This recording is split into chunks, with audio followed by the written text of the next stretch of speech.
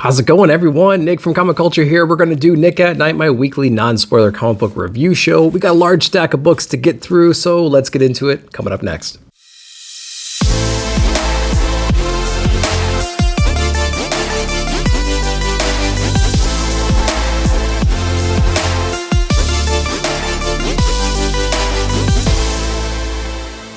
All right, welcome back to the channel. Let's get into the books we read this week.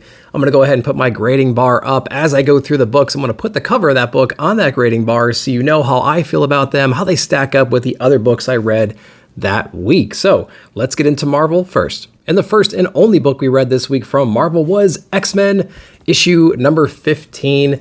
We got these little variant covers that are going to be coming out here very shortly. And yeah, so where are we with X-Men right now? So it's a really interesting issue because we've essentially abandoned the entire Axe Judgment Day storyline that we've had so far. This is a completely different story. In fact, you wouldn't even really know that that whole Celestial Judgment Day thing is going on right now, which is just very interesting. This is basically a reintroduction of the Children of the Vault, like what's Forge been up to with that. He's got Project Black Box going on. He's showing Cyclops this like containment zone that he's created for all these like super advanced humans that have been locked up for thousands of years. And it was a real pain in the ass to get them in there to begin with, but all hell's going to break loose if they don't approach this situation, if they don't take care of this problem more efficiently in the coming future. He kind of warned Cyclops what that's going to look like. But Forge being Forge, he's come up with a contingency plan, so he thinks that's fail-proof, where he can go in and kind of take care of business. And that's basically it, what's going on here. We do touch on Axe Judgment Day just a little bit in this book, but like it's essentially doesn't exist in X-Men number 15, which is just really weird when you start thinking about the overall continuity. I mean, we're reading Judgment Day and like all hell's broken loose and everyone's dying and stuff. And then this book, it's barely even mentioned. So a little bit weird timing on this one. I'll be glad when Axe Judgment Day is over. Honestly, I want to kind of get more into the X-Men stuff, and at least this is heading in that direction, but don't abandon the event that you're in like halfway through just to get to that part. That was the only weird thing about this one, but overall, not too bad. I'm interested to see where it goes. What'd you think? All right, the next book we're going to go into from DC Comics is DC Horror Presents. We have Sergeant Rock versus the Army of the Dead. It's actually pretty relevant just because Bruce Campbell with the Army of Darkness. This is the Army of the Dead. Bruce Campbell wrote the book, and DC Horror is doing a really good job with this one, especially since, you know, we have Halloween coming up and whatnot. We're going to see a lot of cool horror stories, and we did the other week too. So I highly recommend checking out like Creepshow and R.L. Stein's book that came out last week as well. This book is really fun. It basically follows Sergeant Rock and is like the different, the platoon that he's in. The big threat here is the Nazis have basically run out of men to throw into this army, to throw into this war. And so they're resurrecting fallen soldiers, and they're zombified, and they don't know how to, the U.S. forces really don't know how to combat this. They're still researching what these monsters are. They have one in captivity, and it basically takes out a whole bunch of them. And so they have to develop a plan like, okay, they need a lot of power to resurrect this thing. Think about like Frankenstein, right? So maybe we should hit their power plants. Maybe we hit their supply lines, things like that. So they have to figure out a way to combat this. So yeah, it is really, really interesting. And let me try to show you some footage here, just so you can get an idea of the art style. There's an interesting opening scene here where basically a bunch of soldiers are walking around, and then they see like these figures walking towards them. So they try to take them out, but they just kind of keep coming at them, and they start freaking out. So it is pretty fun to see that drama play out. And yeah, it was just a really fun book. I highly recommend this one. It is 6 issues long. Issue number 1 is out now. Check it out. Next DC book we're going to go into is Detective Comics. We have 1064 from Ram V. Pretty interesting book. It's getting into like the supernatural, mythic kind of element in here, which we'd expect from Ram V. And I think it's pretty interesting so far. I think they might need to do a little bit more on the back end to explain what exactly is going on. We introduced this story in the very beginning of this, talking about these different mythological warrior figures and these gods and this like prophecy and things like that. I had to read that a couple different times to really grasp, okay, who is who and what's their connection. So I'm a little bit foggy in that area still. But basically we have these folks coming into Gotham that have some kind of a claim to it, some kind of right. They were there at the beginning. And they have some kind of deed, you know, and so they can really kind of claim Gotham, I suppose, if they want to, and they're approaching Gotham right now. Now, Batman, Bruce Wayne, he's been fighting some supernatural forces recently, and he's not feeling well. He's kind of down right now. medically he's checking out. Everything's fine, but maybe something's wrong with him psychologically. So he's trying to explore that a little bit as well. And the people that are coming to Gotham have very much to do with all that. And so Talia's in here. There's an interaction with her, which is pretty awesome. And so, you know, all hell's going to break loose in the next couple of issues, because the way that they leave this issue is basically there's a storm right about to hit Gotham, and all hell's going to break loose, and Batman's going to have to step in and do whatever he can do to help save the day, like always. Very cool book. It's Batman with a supernatural, ancient hero mythology combination. So it's a pretty interesting book, and it might take a reread or two just to kind of grasp all the concepts. This is one I'm going to have to revisit again to kind of solidify my thoughts on it precisely, but very interesting. Check it out. The next DC book we read this week was The Nice House on the Lake. We have issue number 10. And, you know, this is one of those stories where I don't really understand all the characters just yet. There's so many characters in this book, and you recognize their voice from time to time, but like there's so many characters. We had a somewhat bad release schedule for this book, so it really kind of took me out of it a little bit. We had this really weird story soft reset about 4 or 5 issues in, and then we've had to build back up and relearn all the things that we as a reader already knew, but the characters kind of forgot. This issue here is basically a look behind the admin controls of this environment and all these characters. We know that the characters can't die. They've shot in each other, they stabbed each other, they've done whatever they can do, and they always heal from it. They have this wish system where they can write something down and put it somewhere, and the next day that's delivered to them, and they tested the boundaries of that as well. They've tested the boundaries of their environment. They tried to go as far as they can go, and they've realized, you know, they're kind of in a cage right now. So we've learned all these things, but we just don't know how that's happening. How is it controlled? Well, we have Walter in here, and he's walking us through essentially the gigantic control panel for each individual person. So from that perspective, we understand how he's controlling everything, but we don't know the larger picture. Who's controlling Walter? How is he able to do this? Is he an alien? Presumably so. Who else is around like him? What's the main objective? So, you know, we learn a little bit about his mission a little bit, but we don't know about him himself. You know, we understand how he's controlling people in a way. And, you know, it's fun. It's interesting. It's a cool premise, but I wish we didn't have that soft reset in the beginning, because we learned a whole lot. Then all the characters got their memories wiped, and then we had to relearn it for the next few issues. Then they had a poor release schedule, and it really kind of slowed the whole thing down. With that being said, it's a very intriguing story overall. It continues that. The art style is really fun. And, you know, I'm not exactly mad about how this is all happening and, you know, the different controls behind everybody. That all is pretty interesting. But I want to learn a little bit more about Walter himself. Like, where does he come from? Who else is with him? Is there a boss that he reports to? Is there a point to all this? Like, what is going on? I just don't know. But Nice House on the Lake, it's definitely one of the most intriguing books out there right now. Really cool, original premise. It will kind of frustrate you from the release schedule, especially if you've been reading it week to week or month to month or every other month. But yeah, let me know what you guys think about Nice House on the Lake. And I know at some point there might be like a movie or a show or something like that. I think it would work really well for that. It seems like it was almost written for that purpose, but it is fun. It's intriguing. Let me know what you think down below. All right, the next DC book we read was Human Target, issue number 7 from Tom King and Greg Smallwood on the art. We had a little bit of a break from this issue from 6 to 7. We had a weird little one-shot to kind of reintroduce us back into the world of Human Target a week or two ago, and that was fairly cool, but you don't need to read it to get in here. It just kind of puts you back in the mood for Human Target. And in this book, it's basically a pickup right where we left off before. Guy Gardner actually was killed by Human Target and Ice in the previous issue because he's just being a dick as always. And so this book here, it's a little bit of a weird jump. It's almost like I've missed an issue or something like that. But essentially we have Fire here on the cover who's just really, really in love with Ice. And so there's some grudges against some things that happened in the past with like Lex and with Guy Gardner and everything.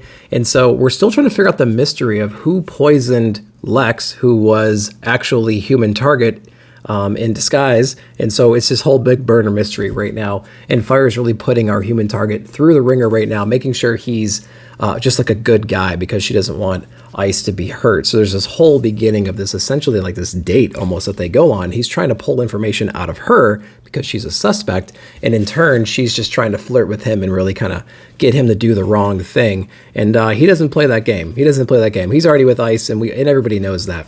So what's really fun about this story is like he's falling in love with this character Ice.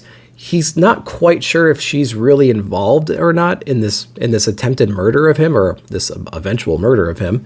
But it's a really interesting book about just this murder mystery, trying to meet all these different Justice League International, Justice League of Society people, and trying to figure out if they're involved or not. And it's really fun. I like the way it's been playing out so far. Greg Smallwood's art is absolutely insane. It's got such great lines and colors and shading. It's really breathtaking. I'll try to show you a little snippet here so you can kind of get an idea of what I'm talking about.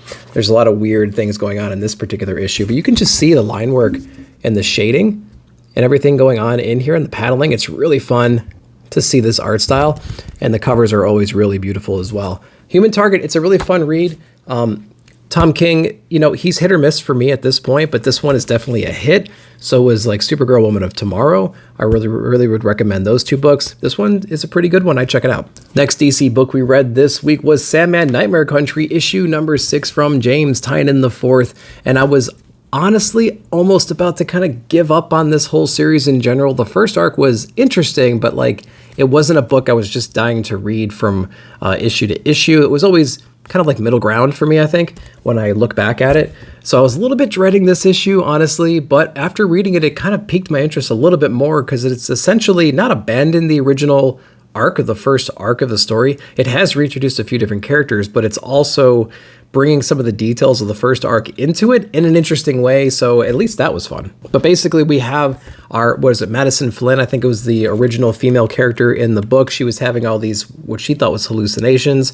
Her paintings were lighting on fire. She was seeing a smiling man. The Corinthian was coming after her. We had Mr. Fantasy, Mr. Ecstasy coming after her to kill her. We had all this weird stuff going on.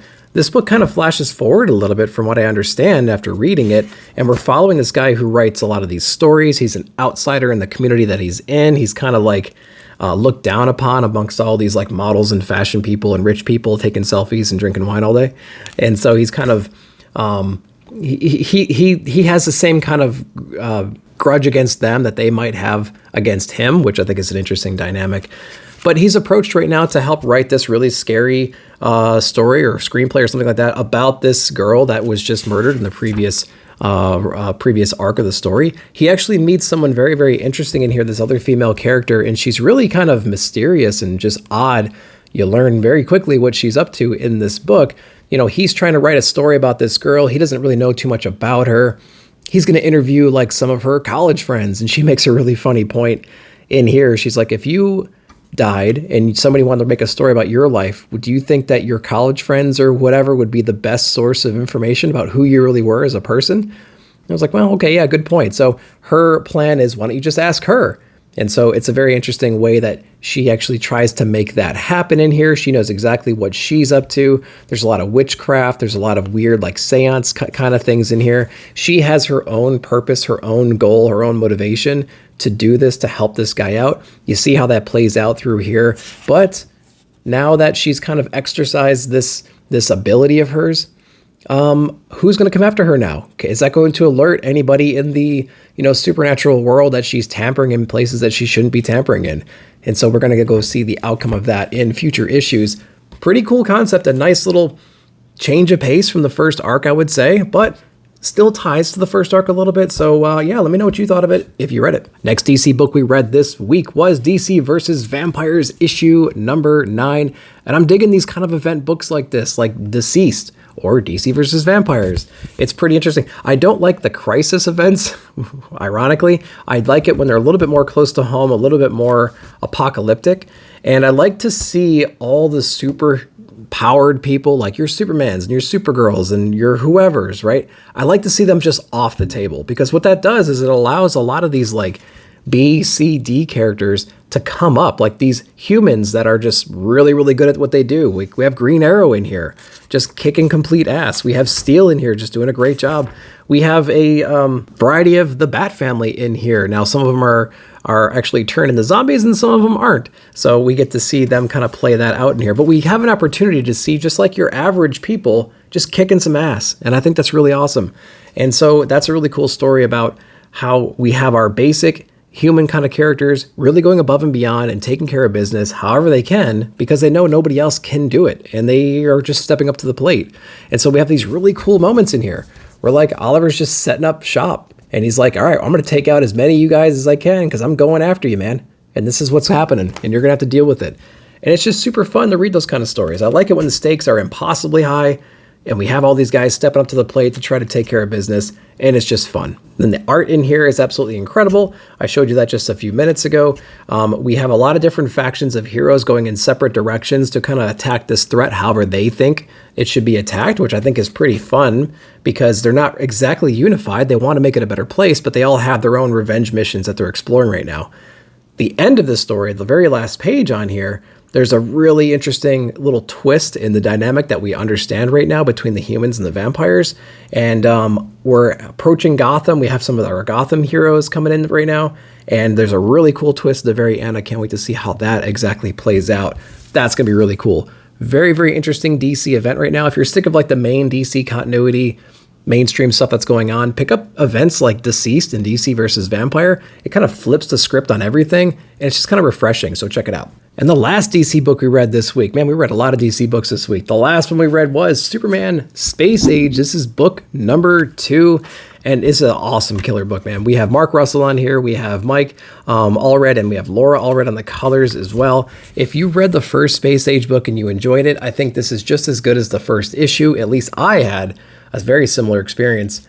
I'm constantly reminded about how much humor that Mark Russell is putting in to these books. There's so many parts in this story where it just kind of makes you laugh. There's some really funny things about Flash in here. He's like dismantling a bomb. And when asked, why are you learning how to dismantle the bomb? His answer is, well, I'm tired of running the bomb somewhere where it won't damage anything. And then it's going to kill me. He's like, I would rather learn how to dismantle the bomb than try to run a bomb to a different direction or a different location. There's all these little weird parts about what Superman's motivations are. We have Lois Lane doing some interviews in here, trying to get to the bottom of who Superman really is. And she's really skeptical of him. You know, everyone's kind of skeptical in the very beginning about, hey, Superman has the capability of doing all these amazing things. And he's done all these amazing things so far. But what happens when he flips that switch, right? When he doesn't have humanity's best interests at mind? What do we do at that point? And he's constantly having to remind people of all the good deeds he's done.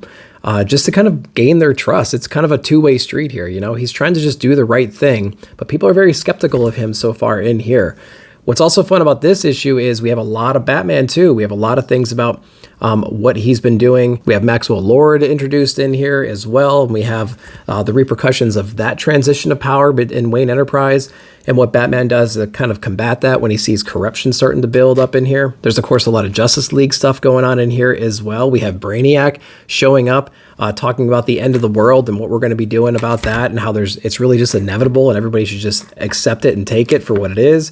But, you know, not everyone is, of course, going to accept that fact. So they are going to fight back. There is some tragedy at the end of the story, but man, I'm telling you, there is just a real nostalgic, just genuinely funny, refreshing feel to this book. It is 80 pages, but it reads very quickly. I read this in maybe like one sitting, 2 sittings, and I didn't feel, you know, bogged down by the writing. I didn't feel like there's too much fluff in here. Even the pages that are just kind of like conversations between people are just fun and interesting. And it has that, again, it has that just nostalgic vibe to it. And I think it's just written very well. And obviously the art's going to be crazy good as well. I'll give you a little hint of what that looks like. We have some interesting parts in here with like Batman that looks really funny, but you get that Allred art and coloring. And so you should know what you expect from that. But if you haven't seen much of that work before, you can kind of get an idea what you're looking at right there. It really grows on you. If you haven't been into that art style before, it will grow on you, I promise. So yeah, just a cool, fun book, man. I think there's only 3 of these, and I just can't wait to see the book number 3 right now. One of my most anticipated books coming up, I think, for sure. Let me know if you read it down below. All right, we're out of the big 2. We're going to jump over into one of the other big publishers out there. We have Image Comics 8 Billion Genies, issue number 5 from Charles Soule. And we have Ryan Brown on the art. What a great original story. This has been a hell of a ride so far. It's been a really fun issue. This one's pretty good too.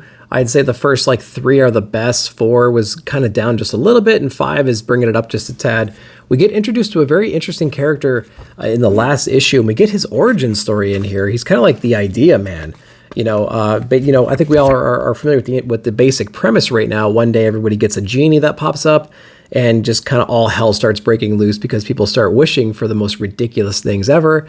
And so this is actually, how far along are we now in this one? I cannot remember exactly how far we are. I want to say somewhere between the first 6 months. It says 6 months right here, and we have month 4. So there's a little bit of jumping around going on, but I think it's going up to the 8th month, if I'm not mistaken.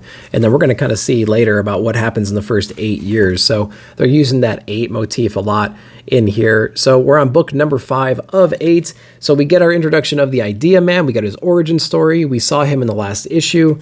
And so we get to see basically the environment that he's created, this giant like wish-proof compound that he's built, this self-sustaining thing, and everything else around the world has basically been scorched to the ground. So essentially you have whatever survived from that, you have this compound that the Idea Man has created, and you have the bar, which we were originally introduced to in issue number 1, and all the inhabitants inside of there. Of course, we have to deal with all the politics happening in the bar right now, those people have been together for quite some time, so some tempers go up, some things are coming that they've been planning for a long time. We have some people that ventured out we haven't quite heard from in a long time, and then we're balancing all that with what's happening inside of the Idea Man's society right now and what his motivations are. And he seems almost like he was like a genuine guy that had just a lot of things that he wanted to do in his different careers. He was always shot down, but now he's got the opportunity, and he's got this like arsenal of genies behind him to make whatever he wants come to reality. And he's essentially got like these different lawyers together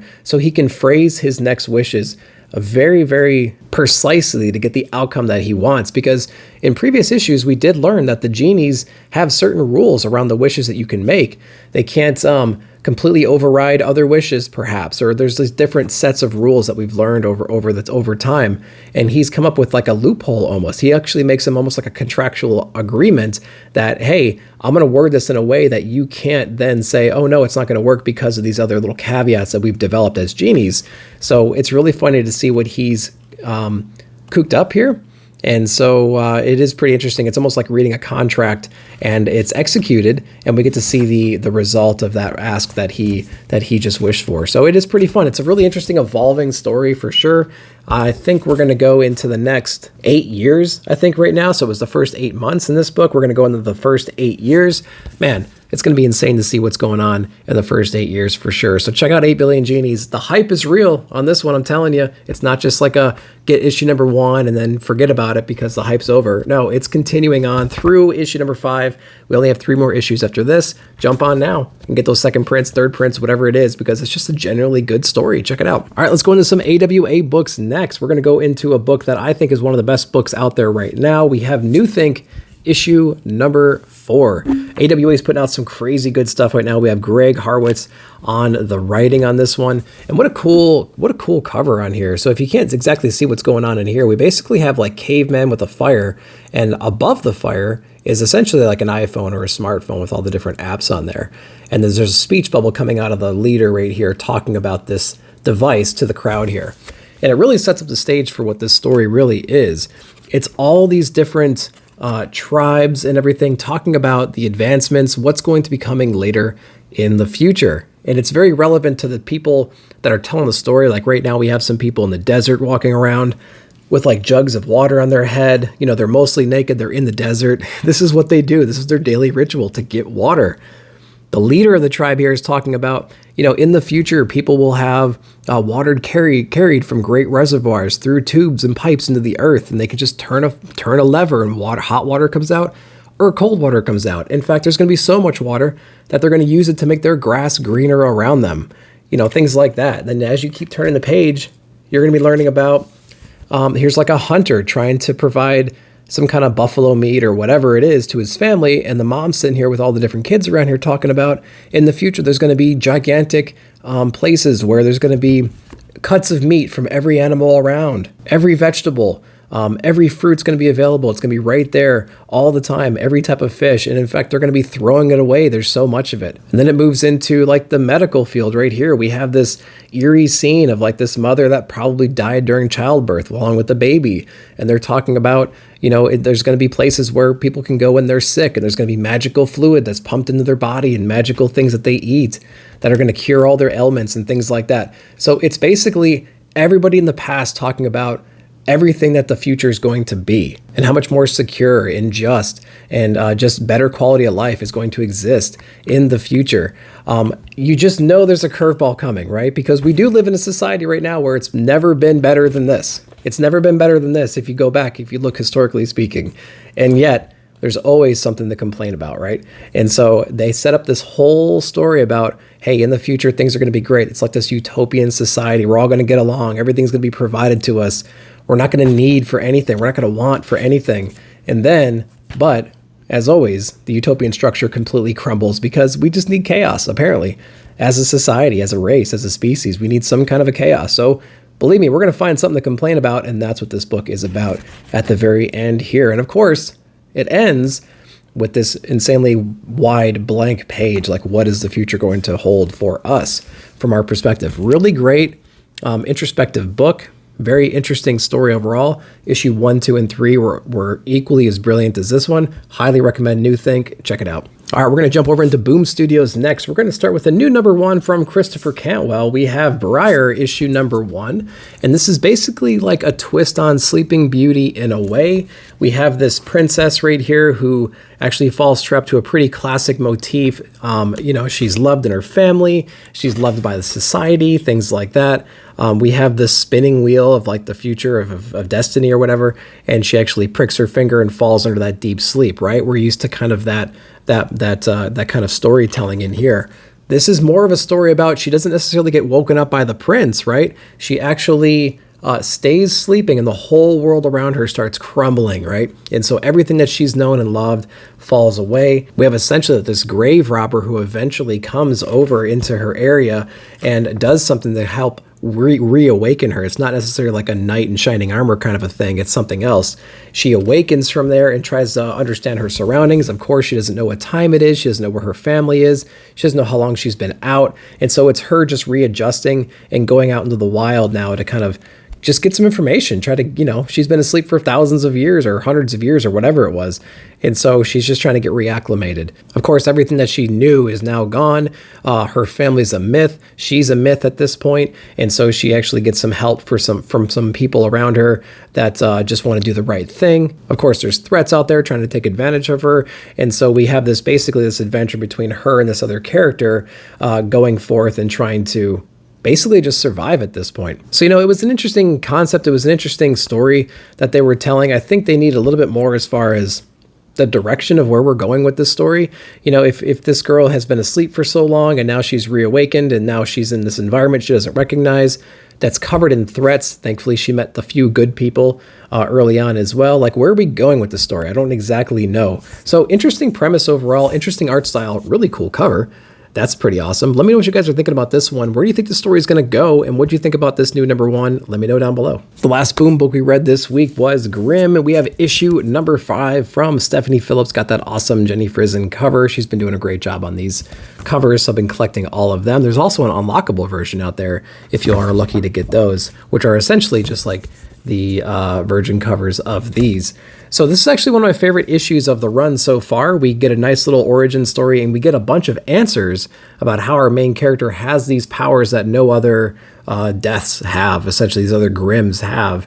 And we saw that power manifest in the first couple of issues here.